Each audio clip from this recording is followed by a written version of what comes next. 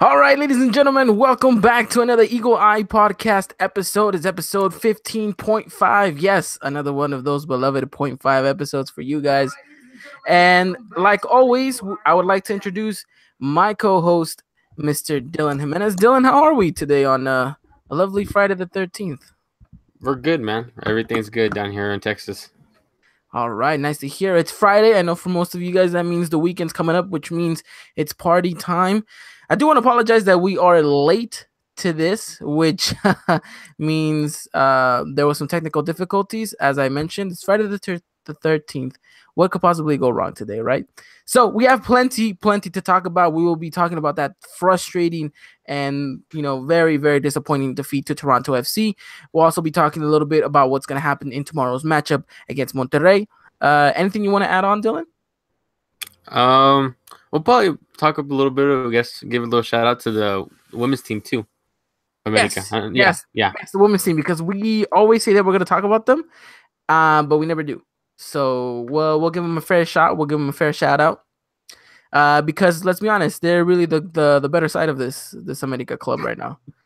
Obviously beating I forgot who they beat, but they trashed them 12-1. Yeah, I can't remember that either, but I remember seeing that. I can't remember who they beat 12-1. But we will find out for you guys later on coming up in the show. So we'll give them a little shout out. So let's dive right into this and let's talk about the CCL exit, the frustrating game that was Tuesday night. All of us were frustrated to the point where it was quote unquote an embarrassing defeat at home. Even though we get the draw, let's call it for what it is. It's an embarrassing defeat. Dylan, I mean, is there any other way to put it? I really don't think there is. It was frustrating overall. And I mean, obviously we're gonna dive into it, but like you said, you expected Toronto to come out and park the bus, and that's what they did. And obviously it worked for them because we've seen in the past work too, where teams come into the Azteca and park the bus, and you get the same result. There's no way of breaking that down, and it's frustrating to see that. It is. It's very, very frustrating if you ask me. Obviously, it was not the game that we expected. I'm pretty sure it was not the game plan that Pio Herrera expected. And let's be honest, our team just was not on the pitch. It just looked like we were just baffled. I mean, from the beginning, I would have expected us to kind of just go and chase the match, go and kind of force the situation. But in the opening minutes, Toronto seemed to know what they were doing. Yeah, it's like they obviously watched that game tape and they knew what to do. They knew what to expect going into the Azteca too. Yeah, and it's frustrating. And we knew what Toronto's game plan was going to be. Sit back, hold tight, cut as much space as possible, which they did. They did a very, very good job at that. There was little space for us to work with. Even so, we have the talent. We had enough players out there that with experience that we should have been able to make our own space. And the fact that we didn't so makes me worried about what this team is really capable of in the dying embers of the season. Yeah, that's really a concerning spot too, because you have this great start to the season in which you see everybody performing so well, and then it's just like we're getting toward the end of the roller coaster and you're not seeing the product anymore. Could this be a ghost of Apertura's past? I mean, we saw what happened with in the Apertura last year. We started off really good, and then towards the end we started dying, and then of course we know what happened in the Liga when Tigres knocked us out very convincingly. Yeah, and it's just frustrating to see. Like I keep repeating, frustrating to see that happen, and that's not something you want to happen, especially with the players that we got, the moves that we made in the transfer window. Probably not the most exciting options either, but it clearly exposes some players and exposes the team a little bit too. Yeah, and I think that it showcased that maybe we were painted this kind of fairy tale, and then now it's starting to rain on it, and we're actually starting to see and find out the true colors of everything. And like you said, it's a very worrisome time right now. Obviously, we're still in the run for the Liga. We're still in the run for the Clausura. But this was an opportunity to go and cement yourself into the final. and really showcase what this team was made out of. And really, I was expecting way more from the players. I mean, I did not see enough determination, enough passion, enough will, and enough self motivation to try to push forward. The only player that I saw carry the team on the back was a 17-year-old that came in the second half, Diego Lainez. Right. Yeah. Yeah, I just totally agree, man. And you see it all over Twitter too.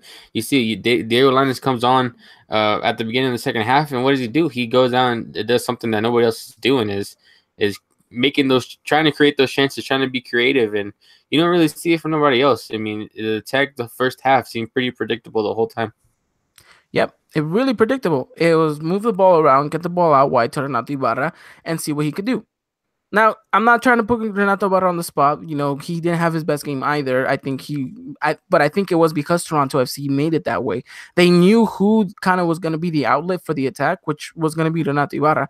And the fact that we kind of weren't, that the fact that we overused him was our own downfall, you know? And let's face it, Ibarra was not to the standard of what he did against Toronto in the first leg. He looked completely a different player out playing on the left-hand side, which I'm quite shocked because honestly, that is one of his preferred positions, to play out wide in the left hand side position.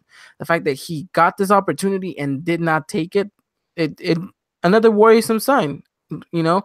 And like we mentioned, Renato Ibarra, obviously, Toronto saw right through us.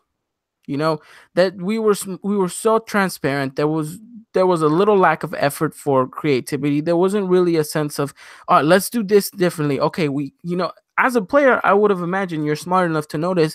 I've played the ball 10 times to Renato Ibarra. We have yet to make something happen for us. Why not switch it up? Why not do a quick 1-2 play? Why not try to play that fast drive ball down the middle? I'm not saying force the ball, but I'm saying just play a little smarter.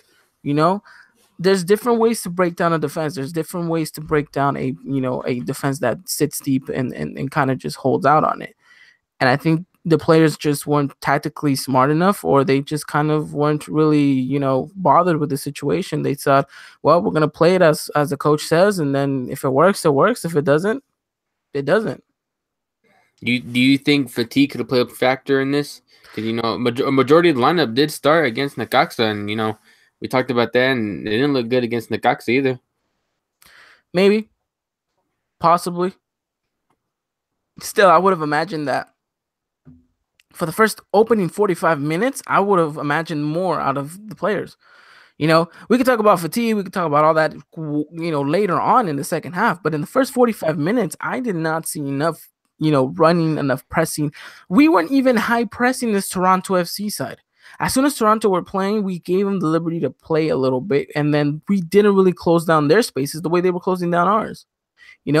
If in a game like this, where you're chasing the game, where the clock's against you and every second counts, there is no time for the other players to get on the ball. Go at them as soon as there's a goal kick, as soon as there's a foul that's taken by the opposition side. Press them, force another foul if you have to. Get under their skin. That's how you're gonna break them. There's a mental side to this game that these players just did not know how to go about it, and that's the most frustrating part, because if you look at the first 45 minutes, there was never an opportunity where you're like, damn, that's going in for sure. Right, yeah. And that was the frustrating part. And then coming down to Toronto's goal too. Toronto's first goal, the only goal. Where was the back line in that situation too That was horrible defending by Bruno Valdez. Very horrible, terrible. Why would you run up into a player that has the ball and leave such a wide open space? And then I think it was William Da Silva too. Da Silva would just seem like he stood there instead of tracking back with this player too as well. And then once he tries tracking back, he thinks, I got the toe poke, but guess what? You played the assist, my guy. Yeah. And so that part was really frustrating, because you knew the worst case scenario, the worst of the worst is them scoring the first goal. And that was the first thing you should have avoided. And guess what? You didn't. And at that moment on, we may have not known it, we may have not wanted to accept it, but our fate was sealed. Pretty much, going into this game, man, all we needed was 2 goals. All we needed was a 2-0 win. which we could have gotten, and all of a sudden it turned into we needed 3-4 goals just to advance through. And with the way the team was playing, you weren't going to see it. It was very frustrating. Extremely frustrated. What was going on? I really hope that these players, have gone and reflected upon themselves. I hope Piojo has yelled enough in their ears that come Saturday, they prove such a different, that they showcase that they can be such a different side, such an opposing side, a very good side. And I hope that they can do that Saturday, because if we see the same kind of performance against Monterrey, Piojo Herrera is going to start feeling the heat if he hasn't done so already. It's gonna be along the last 2 weeks of the season, and it's gonna be along Liga too. In the first two legs, whoever it's gonna be in the outcome. I mean, if you were to ask me still that if we were to win the league, would that save our season? I would tell you no. No, I don't know. If we were to end up being champions of the Clausura, does that make up for what happened in CCL? Does that kind of make our season? I mean, not necessarily. It's not what you expected. You see this team, you see the depth it has, and everybody was even talking. America looks like they could possibly go on to win both. They have the depth, they have the talent, and we didn't really show it. And so it's kind of worrisome to say too, if we make it into the Liga, are we playoff? I mean, not playoff, but title contenders too, which I think so, but not necessarily save the season. Nope. I don't think if we were to win the title, it's not a successful season. It's not a bad season. It's not a fracaso. Don't get me wrong. It's not a fracaso either, but it's not a wonderful season. It's not a successful season. It's an okay season. You're expected to win a trophy, at least one trophy, to make it a viable season. Because if you don't, then that should automatically count as a fracaso, no matter what happens, no matter how high you finish in the table. If you do not walk out of this year with a silverware, that means, guess what? Your full year-round season was a fracaso. The fact that we don't go and make it into the CCL final makes it a fracaso. The only way to kind of save face in this situation is to go out there and win the Clausura. Yes, the Clausura, we win the 13th star, we go up above Chivas, blah, blah, blah. Yes, ultimately that makes it a good season. Doesn't make it a successful one by any means necessary because of what happened in CCL, because you're still going to be reminded of that embarrassing defeat that you had against an MLS side that you spoke throughout these 2 weeks as the weaker opposition. And the fact that you spoke about it like that in that sense and did not go out there on the pitch and prove it, well, guess what? It's an embarrassment. It's an embarrassing defeat, and then therefore it's a fracaso of a season so far. Yeah, and Piojo's comments too, before the start of the first leg, didn't really help the team out either, when it comes to PR stuff too either. And so, what can you do, man? It was frustrating. I kind of want to touch upon about the Linus situation that I was bringing. The fact that Diego Linus was the only player to actually kind of be running out there with a purpose was very frustrating. Because your 17-year-old player should not be the one carrying the team on the back. It should be the players that are most experienced in this. It should be your captain leading you through the line. It should be your more experienced midfielders that should be holding and kind of pushing the team forward. It should be your creative and more experienced tactical wingers that should be trying to run at the defense and trying to be a little bit more creative. And if something doesn't work, then maybe I try to switch it up and do this. The fact that no one in that pitch, none of the other 10 players, well, excluding Marchesín because it looked like he wanted to play out of his goal already. The fact that none of these other players were really showcasing what they had, and they were just kind of, sitting back and like, okay, well, Linus is here. Then, if he wants to take it upon himself, then let him do so. It's frustrating. It's frustrating. But, I mean, if you want to look at it on the bright side, yeah, Diego Linus showcasing and kind of saying, hey, I'm here and give me some minutes. I mean, this was a way better Diego Linus than we saw in Aguascalientes on Saturday. I'm looking at some stats here right now when it comes to in terms of full game. We had 29 shots. Only 7 of those were on target. And 66% possession. Yeah. What does that say about the game?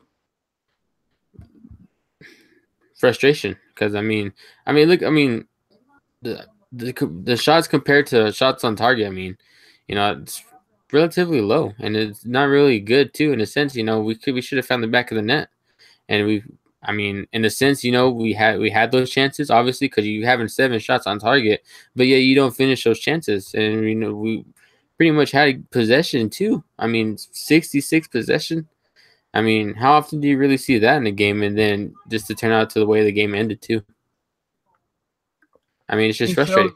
It shows exactly what I've been trying to say. The fact that we were what's a way to put it? We were not efficient, and by any means necessary. We were very sloppy on the ball at times. The fact that you show me that we had so many shots, but only 7 out of, you're telling me we took 20 plus shot and only 7 went on target? That's what I'm seeing right here. That's unacceptable. That's what I'm saying. It's just frustration whenever you see this. And it's something we've been talking about the podcast throughout the whole year. We don't take our chances. And when we have these opportunities, we decide to we make the wrong moves. We completely make the wrong moves. And I think Tuesday's game show that we don't have a reliable striker up top. Yeah, we need a number 9. It definitely showed. Yeah, sorry, Uribe. Thank you for everything, but it's time to move on for him. Henry, I'm not so sure about Henry no more. I still like Henry. The reason why, let me tell you why. The reason why we're so ready to pounce on Henry Martin and kind of just be like, yeah, this guy was just kind of a one-trick pony, was because he did so well in the beginning of the season. Then you kind of substitute him. You kind of give him no more time because of the whole Jeremy Menace situation. Menace goes down. You kind of, leave the Oribe Peralta Henry Martin partnership. But it was a partnership that sometimes looked good and fluid. But if you look at the nitty-gritty of it, it really wasn't all there. Why? Not because of Henry Martin, but kind of because of Oribe Peralta.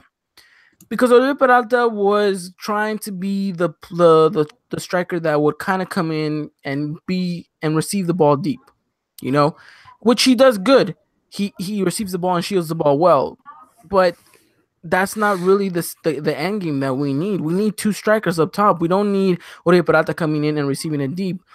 I would have liked that to be Henry Martin because he works well with kind of doing the 1-2 passes, linking up and kind of sprinting into the position. Oribe Peralta doesn't have that speed that Henry Martin has. So, it's not really Henry Martin's fault that we're kind of, crucifying him because really Oribe Peralta wasn't there to kind of supplement him. I think we've said it before. When it comes down to being a lone striker, that's not Henry Martin's position. It never has been. Mm-mm. So, we shouldn't be so quick to judge on Henry just yet. We'll probably get into it later. Like I said, at the same time, you kind of see a little bit of a favoritism, a little bit, I think, and I've noticed it too. You start off good with Henry, and then, obviously Henry still tied with Mateus Uribe and leading goal scorer right now in the league, and you don't really see Henry no more. And that's just what sucks is you have this guy, great guy, like you said, it seems like his legs never go out. He's like got an engine in him that never goes out, and he's just all over the pitch, like you said. And it just sucks to see him not to get adequate time to show that. Yeah, that's the most frustrating part because you would have expected that he would have maybe cemented his starting position. Unfortunately, it doesn't happen, but he hasn't really taken these opportunities by storm as well. But again, it kind of has to do with the game plan that Piojo has. It looks like he's telling, Peralta, do kind of your thing. If you want to hold, if you want to come back, receive the ball in a deep position and hold it and distribute it, then okay. But really, that's Jeremy Menace's position to do. And I think maybe they're just trying to supplement Peralta in that Menez role for the meantime. But again, I think at the end of the day, neither of our 2 strikers have the ability to be that low number 9 striker. They're not a target man. Oribe Peralta may have been a couple years ago, but now he can't play that. He can't be that striker anymore. And it pains us, and it pains me to say this, but it's time to look somewhere else. And unfortunately, Uribe Peralta, it's no longer gonna be you. It has to be someone else. It's gonna have to. I mean, no telling if the team will sell him. The team will just put him on the bench. The team keep him still, but I mean, we gotta have another option. I mean, yeah, this guy's our captain, but I mean, it's got to be a different answer because right now Uribe is not the answer. I know in a little group chat that we have with a couple of our Americanista friends that we've made here on the Eagle iPod, we were talking in regards. You guys were talking about in regards to a potential striker partnership. It looks like you guys really liked Luke De Jong. Hopefully, he does come in the summer. He said he was very open to the possibility of coming to America. He was very kind of, it was a misfortune that he kind of wasn't able to come this transfer window, but said he's very open to coming.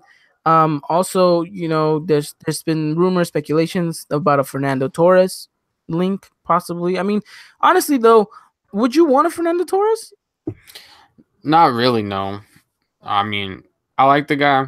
We see him do great things whenever he was at his first stint with Atletico Madrid and with Liverpool, and then with Chelsea. His just seemed his career went down there, and so I mean, no, I mean he's already. I mean, he's about close to the age of Zuriba, but I think I Yeah, and that's believe what so. worries me. Yeah, yeah, and so I mean, like you're not gonna want to invest in somebody on the other side of 30. I mean, that's the wrong side of 30, and so you're gonna have to look for somebody else, a younger option, really. Yeah, yeah. I know we said we've been like with Rui Diaz, who at this point seems like a good player, but again, I don't think he's that lone number 9 target. I think he needs someone up top with them, and if it is going to be him, then play him alongside Henry Martin, and those two can actually make things happen. Yeah, yeah, I definitely think so. That'd be interesting to see Rui Diaz come if he is. I mean, like I said before too, he's been linked a couple of times too. So I mean, if he's linked again to come this summer, it's a pretty good sign too because it's a possibility that it could happen. Be interesting to see what happens. Of course, anything's going to be an option after the World Cup, depending on how each of these players play. But we'll get into more of transfer talk some other time. Maybe just giving you guys a little glimpse there. But let's go back to this Toronto game just to kind of wrap everything up. Um, I mean, overall, just frustration. There was just no one play that you could have been like, yeah, we're gonna get right back into this and that. I mean, for God's sakes, you needed a goal in the first opening 10 minutes of that second half to even have an option. The fact that you didn't even score that, it's like, what's going on? Yeah, I mean, really, it leaves you speechless too a little bit because the way the team came out and played too, especially at home. With basically what is right now of the best possible 11 that you could put out too, and just to see the way they played too. I mean, it's not acceptable. We've seen the possession, we've seen the shots, and compared to the shots on target, and it's frustration everywhere. I mean, what more can you say, really? It's not good enough by any means. Not good enough. And if we play like this in the Liga, I promise you, we're not gonna make it that far into the run. Well, that pretty much does it for Toronto. I mean, overall, you want to sum it up in a couple of words: is an embarrassment to the club, to the fans. The fact that the fans went out there and gave you so much support in the Estadio Azteca, for you to repay them like that. I mean, come on. What is that saying about you? What is that saying to you about your team, about your players, about your manager, about your staff? That the fact that you have such an amazing crowd out there in the stadium cheering you on for 90 plus minutes, the fact that you can only get one goal thanks to a kind of iffy penalty call. I mean, we have to do much better. We have to. There's no two ways about it. You have to. Because believe me, if Pio Herrera does not come out of this season with a title, believe me, people will start asking for his head. Because, I mean, they've already started to. Yeah, pretty much. And that's not what you really want to see. You see Piojo, what he done with his first stint. Even though I think it was just one title that he won, you see what he can do, and he's not really shown it again. It seems like, and it's just frustrating to see from a guy that did so much for the club in the previous stint. Yep.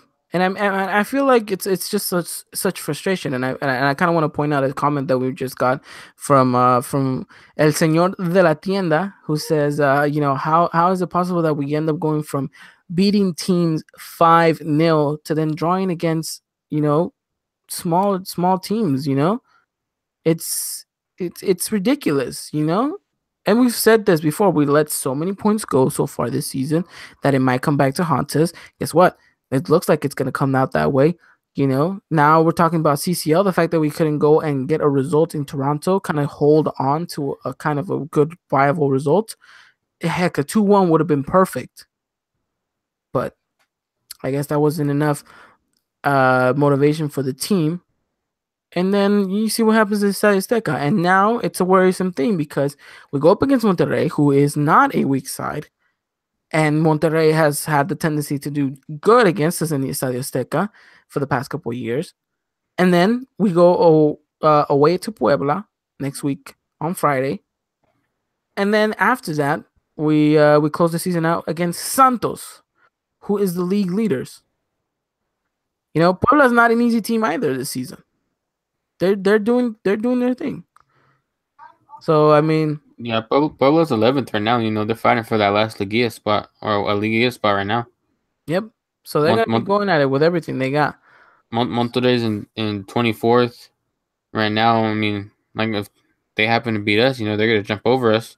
Yeah. And we'll barely be sitting in Liga spot, probably about 6th, 5th, maybe. We need to win. We need to win tomorrow. Anything less than a win is not going to be acceptable by the fans. No, and it shouldn't. We should not take a draw as a good result against Monterrey. We should not allow for a defeat as well. I mean, it's ridiculous. I mean, really, just to kind of wrap up the whole CCL thing, it's ridiculous. Like I mentioned, and embarrassing. And we have to do better. And we have to go out and win this final so we can go next year into the CCL as well and make up for our mistakes. It's going to have to, man. I mean, we got to end the season on a good note, too. I mean, win out. I mean, I believe we can win out. And that's how it's going to have to be right into the Liga, too. Yeah. Yep. And maybe we make one little quick note about the comment about our strike force. Look, in Piojo's first spell, like our good friend El Señor de la Tienda is pointing out, we had a striker force. We had Chucho Benitez, may he rest in peace, and we had Raúl Alonso Jiménez. A very good partnership, if I may add. A player that would hold his kind of come deep and receive the ball, which was Chucho, who did it absolutely amazing. And then you had a pivotal number 9 striker, a person that is designated to be in the area at all times, to be that kind of like go-to guy, that striker, that kind of, point forward. And it worked wonders. And we need something like that. And I hope and I urge this America side to really get their stuff together, get their act together, because, after the World Cup, we need to. And then I see that he also mentions that we should have signed Ibra. Maybe if he would have wanted to, but I think he would have preferred to be right now in LA. I don't think Mexico would have been a destination he's wanted to come. I read an interview. He did have offers from a couple Mexican teams, but he chose MLS over Liga MX. So there you have it. Yeah, because I mean, it's a lifestyle too. I mean, I'm pretty sure he'd rather be living it up in LA than spending some quality time in Tepito over here. So it's it it is what it is. Yeah. You can't blame the guy. Yeah, I mean, and you don't know either if Ibra would have had the same start that he did in LA. Yeah, but he probably would have. He probably would have done something stupidly crazy in the Azteca, because it's Ibra. But either way, we can't rely on this player anymore. After his 2-year spell in MLS, because he said he's only gonna be here for 2 seasons, and then he'll venture out somewhere else, whether that be retirement or to another league. I wouldn't want him to come. At that point, what he's 38. I think so, around there. Um, no. Now you're putting too much faith in a player who is really on the wrong side of 30.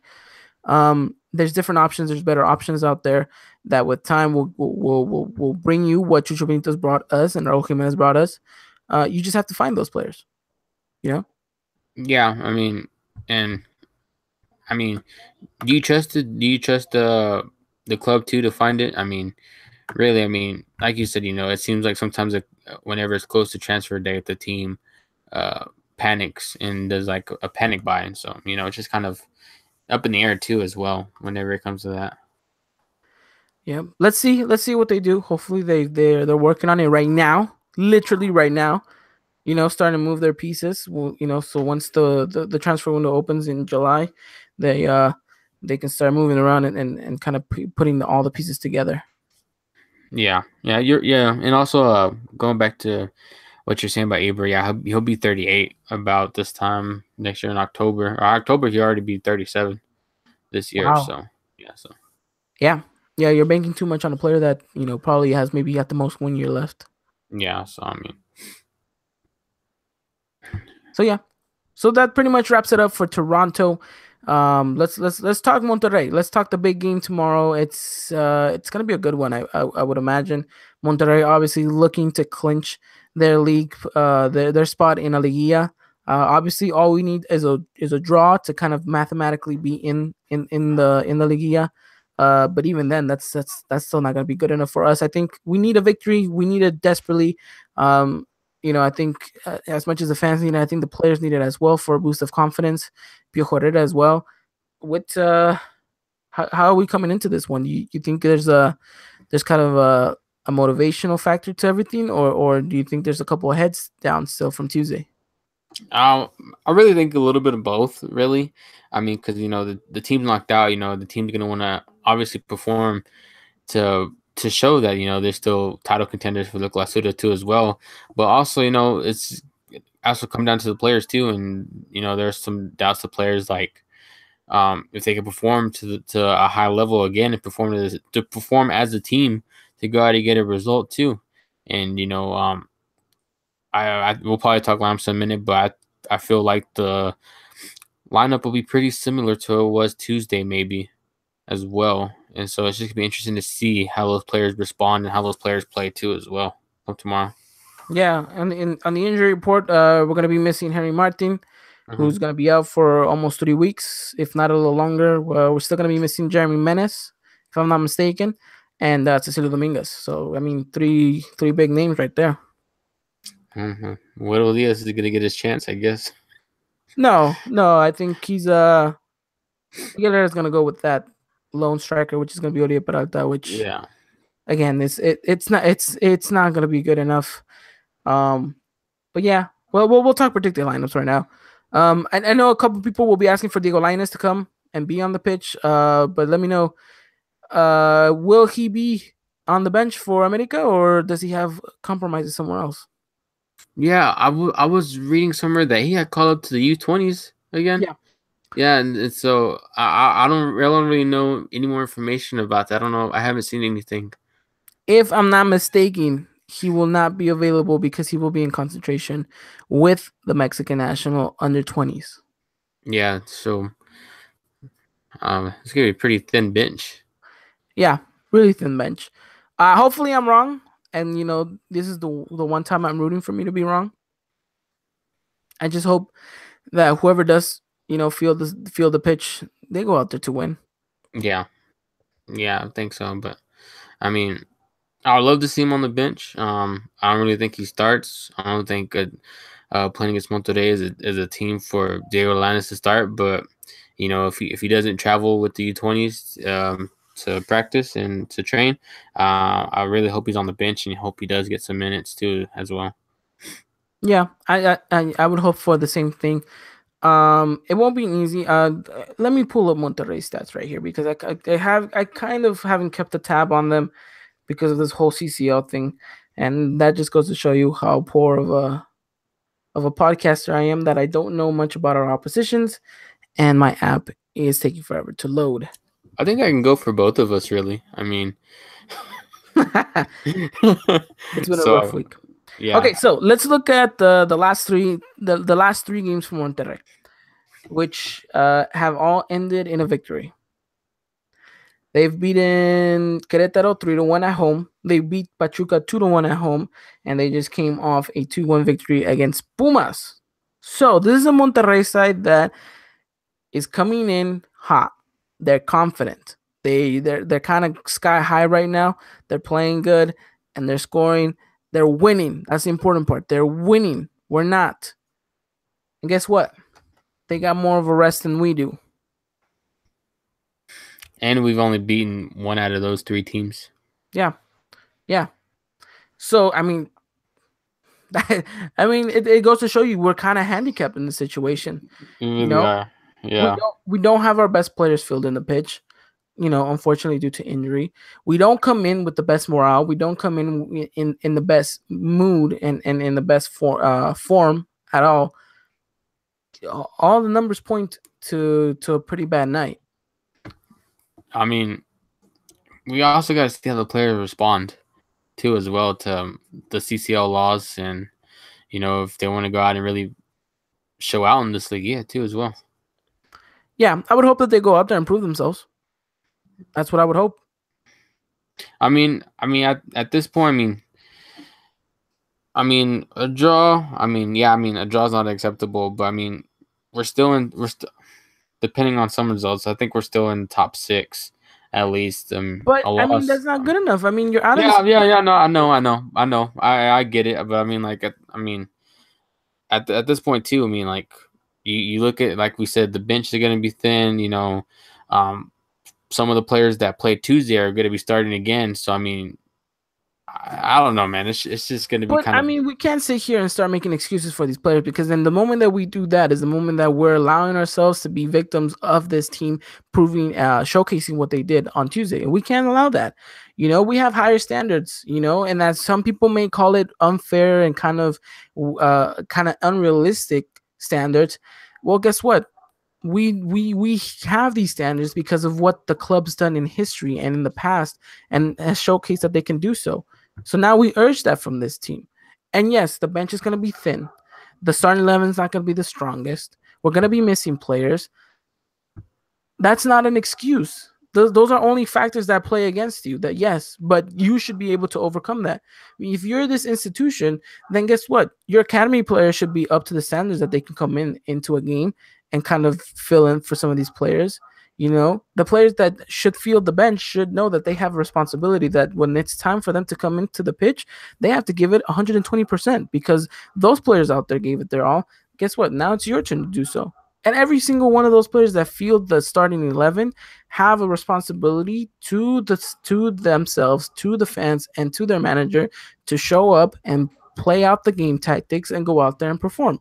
It's as simple as that. There's no two ways about it. You can't say the other team was better. You can't. The moment you start mentalizing and viewing the other team as a much better opponent than you, then that showcases that, one, you have no confidence in yourself. Two, you have no confidence in your teammates. And three, where's the core? Where's the spine of the team? If players are coming out and saying, well, the other team was just way better than us, we didn't have good players out there on the pitch.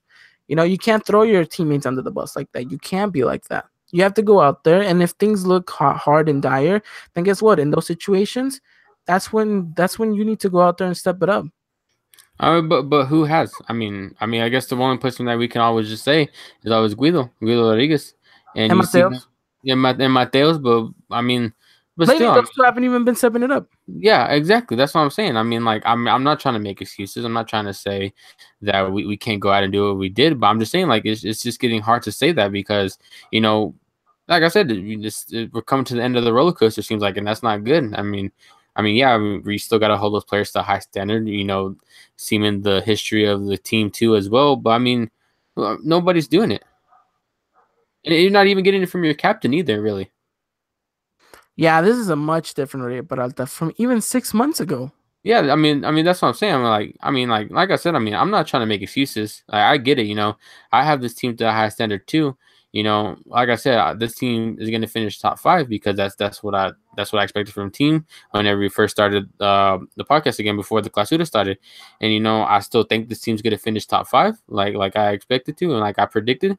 But I mean, just like I said, like I don't really see nobody no more stepping up, and you see it sucks to say it, but like the roller coaster seems like it's coming to an end, and like you said, it's opportunity of goes past. I mean, it seems like we're ending like we're gonna end like it was an opportunity to as well, which I don't want. Yeah, no one wants that. I certainly don't want that either. It's funny. You look at the people that will start. The starting 11, and there's two to three players that come to my mind that are not the usual Mateo Saliba and Guido Rodriguez, and that's gonna be Andres Ibargüen, Renato Ibarra, and Oribe Peralta. Those three have to go out there and prove to us that we're wrong. We're completely wrong. Maybe not so much Ibarra as Ibargüen and Peralta, but I kind of want to see a little bit more from Renato. I felt like he stopped being kind of this explosive winger. I mean, but do you see him stop being that explosive ringer, or have teams figured it out that they're just gonna probably go through Renato because Renato has been the only person that's really created chances. Whether it be taking on a couple players, whether it be crossing balls into the box. I mean, can we really say that though? Yeah, but here's the thing. Great players are always going to get marked specifically and differently. Renato Ibarra is that standout player for us. So what he needs to do is find a way around that. He needs to be smart enough to know, okay, they know I'm kind of the key guy going forward. They're going to mark me a little bit tighter. What can I do as a player to still contribute to my team and still kind of, be that crucial player? Because you can't just sit on there and be like, well, I mean, I had 3 guys on me, guys. What did you expect me to do? I'd expect you to do something creatively and showcase.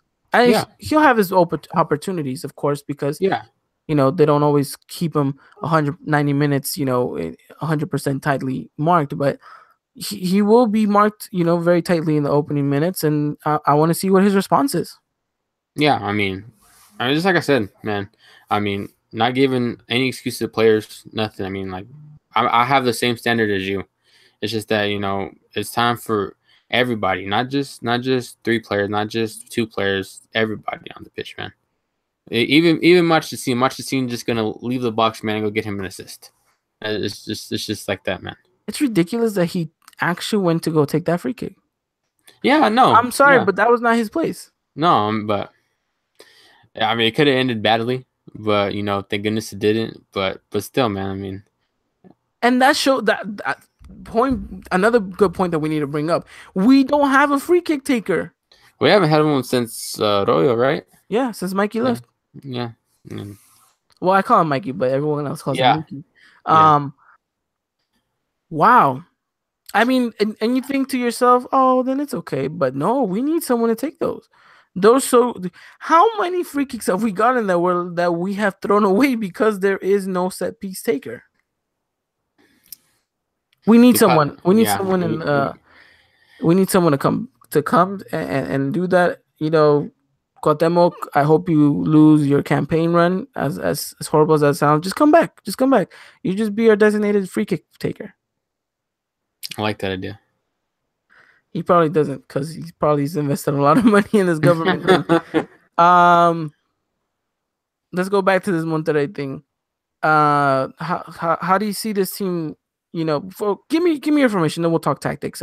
First, give me information. I want to see what we're gonna be working with. Oh man, it's probably gonna be close to a 4-2-3-1, possibly. I can see think. it like that. I mean, that's what I'm gonna think. Marche in goal.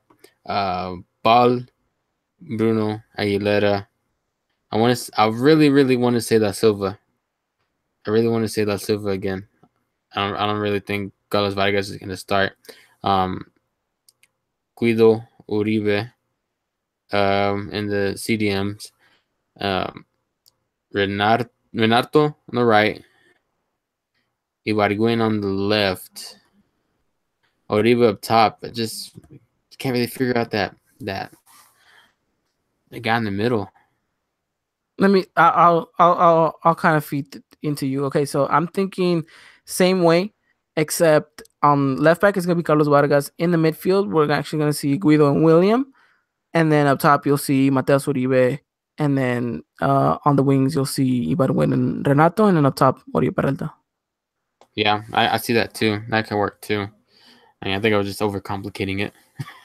Yeah, I mean, because I mean, we really don't have much to work with. Yeah, I mean, you don't. I mean, just the bench too. The bench, like we said, the bench could be thin, so it's gonna be crazy. The bench Uh, is gonna be Guaro Diaz, of course, mhm. Jimenez, Edson. We'll probably see Pedro Arce. We'll Yeah, probably see Orrantia, probably and Cruz then too. Aldo Cruz, and then that leaves about two players. Joe Corona, Yeah, Joe, and then probably a Canterano, probably. which would have been Linus' spot. But if he's not there, then most likely another player from the sub-20 will come in. Yeah. Okay, so now that we kind of got this formation, we kind of agree that it's gonna be a 4-2-3-1. What is it that our team needs to do to go out there and get the victory? Um, I mean, we've been saying it, man. I mean, you got the chance. Finish, please. I mean, Yeah, I don't really think we can put much more emphasis on that other than let's make some good passes and hold the possession for Monterrey because you know what Monterrey can do. So yeah, yeah. No, I no, no. mean, I'll go with you. I think we need to be smart on the ball. We yeah, need to control it. dictate the tempo, man. You're gonna have to control the tempo of the game. Yeah, yeah. And as a home team, you should be able to. You know, Monterrey will probably not sit as back as you expect other teams to do. So they're gonna come at you. Yeah, We'll open space. You know. and in those players too, they'll stretch it. They'll stretch the probably the back line, but you know it's a time where the back line's really gonna have to talk and communicate with each other too as well. And Guido probably fit back right there too between Aguilera and Valdez too. So that's a really time. This is a really important time that you're gonna have to communicate with each other. Yeah. Yeah, so just don't be so sloppy in the passing. Kind No. of maneuver yourselves, break, kind of break the defense, play the 1-2s. It's the easiest play in football, and the most crucial one, and the most deadliest one too. Just the 1-2 passes. Make the wall, do the split. You do what you got to do. Don't. Oh my God, I can't stress this enough. Do not play a kickball game. We saw this against Toronto. We saw it when there was. Why are you hoofing it up the pitch? I'm talking to you specifically, Marchesin. It's one thing to play out the back. It's another thing to lose possession, trying to just kind of throw the ball and chuck the ball out there. We don't have a target forward, so there's no need for you to be doing that. There's no one over freaking 5'10" on that pitch, on the attacking side that can win the ball easily. Play calm. Don't divide the ball. The minute you divide the ball is the minute you're giving Monterrey an advantage. Their center backs are way taller than our attackers. Yeah, Monterrey is gonna show no mercy too. They're not. They're not. And the best way to combat about them is keeping the ball on the ground, moving the ball quickly, playing those 1-2 passes, and opening up the channels. You do so, and you can find yourself in front of goal. Take every and all chances. I want to see some determination. Yeah, I want to see if the game is not opening up. I want to see people shoot from outside the box. the safe pass is the best pass at this point too. Yeah, yeah. Don't overcomplicate yourself if you don't have to. Yeah. Yeah. So I mean, we'll kind of leave it at that. Like, wait, give me your prediction for tomorrow. I really want to say 2-1 America win. I'm going 1-0 America win. That's what I was thinking too. But it's just hard to say too at this point for me. We hope they don't disappoint us. We No. hope our team is behind us. I mean, I'll probably take a sloppy win too, to be honest with you. Oh, all the time. Yeah. Yeah. Yeah. Yeah. At this point, it's not how we get the victory. It's just getting it. Yeah. So I mean, Early in the season, it was about showcasing and displaying better football. Now it's just go out there and give me the points. Really. yes. We're desperate for 3 points. We need the points. We need them badly. And with that said, we're all hoping for that crucial America victory, which would boost our confidence, secure our spot in the Liga, and would make the away visit to Puebla just a little bit better if we were to beat them too. So I Yes. mean, a lot is riding on this game. Let's be honest. Well, A a whole lot is lot. riding on this game. So hopefully you guys feel the same way. Hopefully you guys still have faith in our team that we will win and that we will still be able to do something in the Liga. I know it looks far fetched. It looks a little tough. Especially after what happened against Toronto. But let's not, let's not be so hazy to kind of put our heads down. Let's lift them up. The people that should, be having a tough time. It's not us. It should be the players, and we need to relay that message onto them that they need to go out there and perform, and that what they're doing so far, it's just not acceptable. But with that said, and before we go, I kind of want to remind you guys that to follow us on Twitter, we are at 196 followers, Yeah, I think or so. 196. we're at 196. So we are 4 followers away from getting that raffle started. If you guys haven't done so, please follow us on Twitter, because we have you guys updated with everything, news, live tweet coverage, everything that we could possibly think of. We will do so on Twitter. We love interacting with one of you guys, with every single one of you guys. And of course, we've made a lot of great friends along the way. And we just want to open that community indoor to every single one of you Americanistas that are looking for this kind of environment, really. So follow us on Twitter. And if you guys ever miss a live show for whatever reason, make sure you guys do follow us on SoundCloud and have subscribed to us on iTunes, because of course you guys can always catch us there, and whatever you guys want to take us on the go, we'll be right there in your pocket. So with that said, it's been episode 15. Actually, no. Let's say, Let me wait, stop. let's say, Let me wait, stop wait, myself. wait, Let wait. me stop myself, because I always do this. We said that we were gonna give the women's team a shout out, and we will. We will. All right, let's talk women's team real quickly, because they deserve this. This podcast should have been more about them than about the men's side, to be honest. Because they're going out there, they're proving themselves. If I'm not mistaken, they are playing in the semifinals against Tigres. Yes, they play. I think they start Monday, the semifinal game. Yo, if any of you girls are listening, we're gonna show you guys some love, because you guys are going out there and performing and have showcased this whole season that you guys are title contenders. I mean, they finished with 33 points, and the goal differential is plus 36. So that goes to show you something. Yeah, it really does. I mean, it was against Morelia when they won 12-1. Wow. So, so 12-1 though.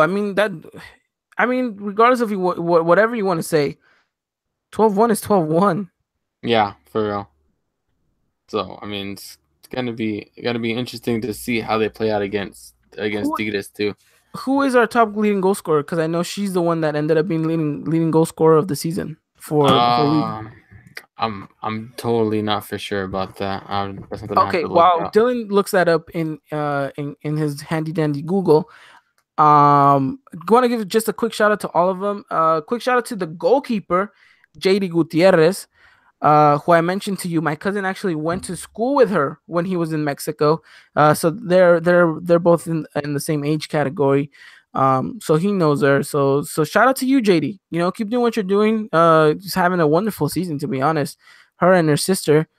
So I mean, big shout outs to you too. Do we have a name?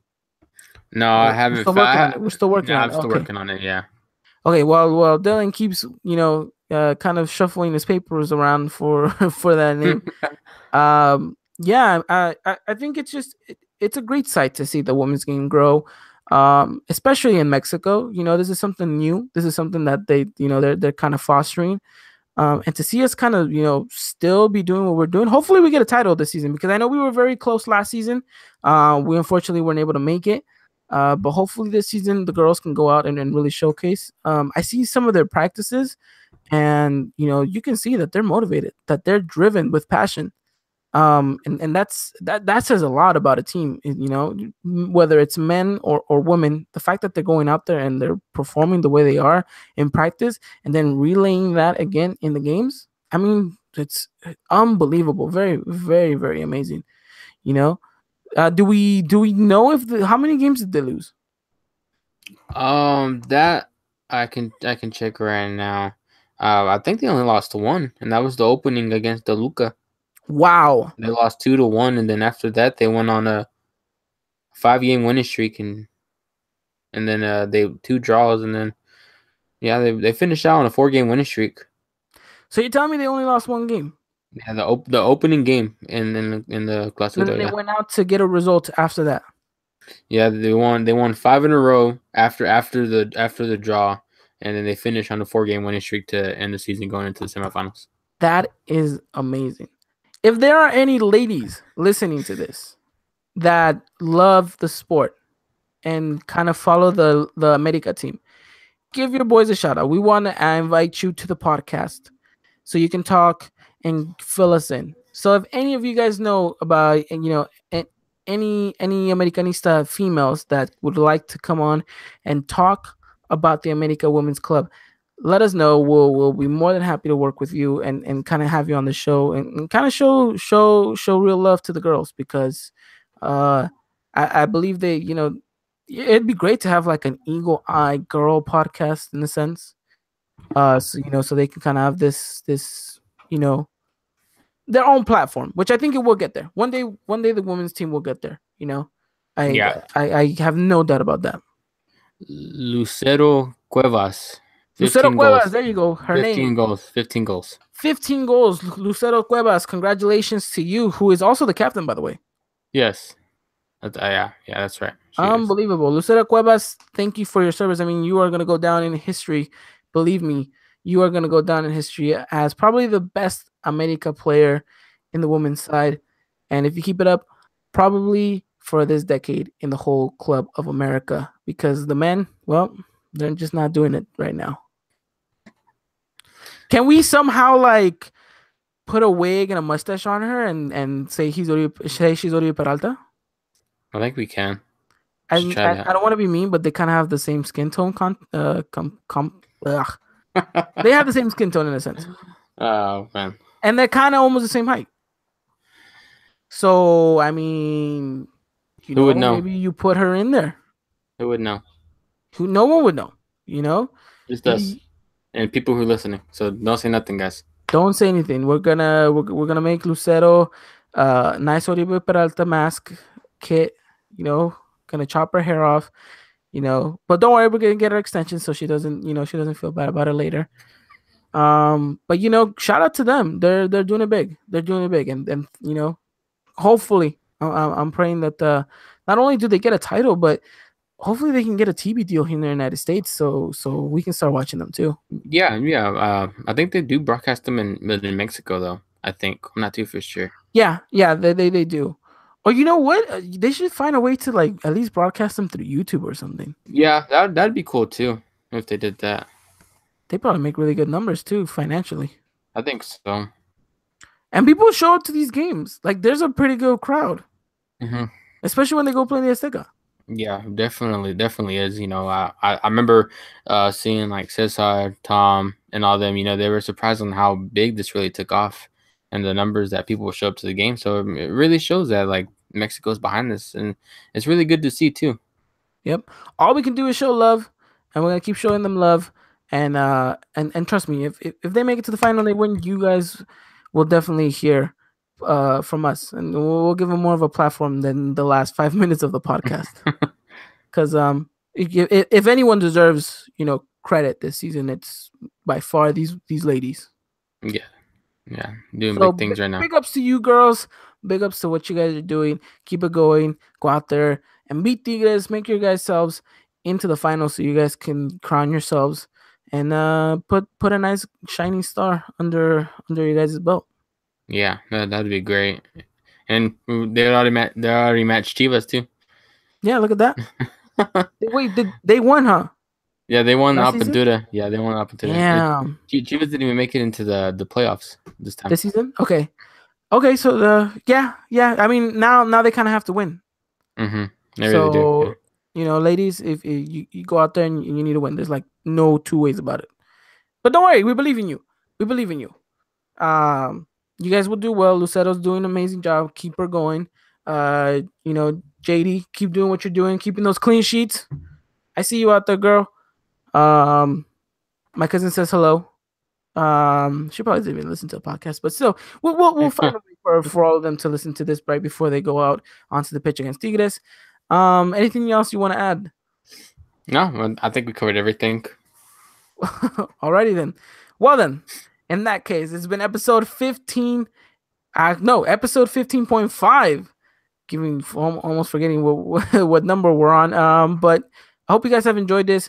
Again, I cannot stress enough. Follow us on Twitter, please. We're so close to being able to give away something pretty amazing for you guys. Thank you again for all the support. Every single one of you guys who are listening to this, who are viewing this, who take us on the go and listen to us. Give us a shout out. Let us know where you're listening to us. Right now, go on Twitter at us at Eagle iPod and let us know where you're listening from. We'd love to hear from you guys. Big shout out to every single one of you guys. And, thank you, Dylan, again for making the time to make this emergency pod happen. No problem, man. I mean, we needed to get that frustration out. And, that's whenever I realized I told you, we didn't even preview Monterrey. So, give that to you guys. We always try to do our best to give you what the news you need and the updates and everything like that. Yep. So we will see you guys again next week. Make sure you guys do follow us on Twitter. Again, I cannot stress enough. We'll be covering the whole game live against Monterrey. And I hope you guys do enjoy your weekend. It's Friday. So I hope you guys have a beloved weekend. We'll be seeing you guys very, very soon. And probably tomorrow if you guys do end up seeing us over there on Twitter. But that does it for us today. Hopefully you guys have enjoyed it. Hopefully you guys have relieved the stress with us as well. And hopefully we can go out there and get that W against Monterrey. But that does it for us. We'll be seeing you guys very, very soon. And until next time, as always, Arriba la América. And until next time, take care, everyone.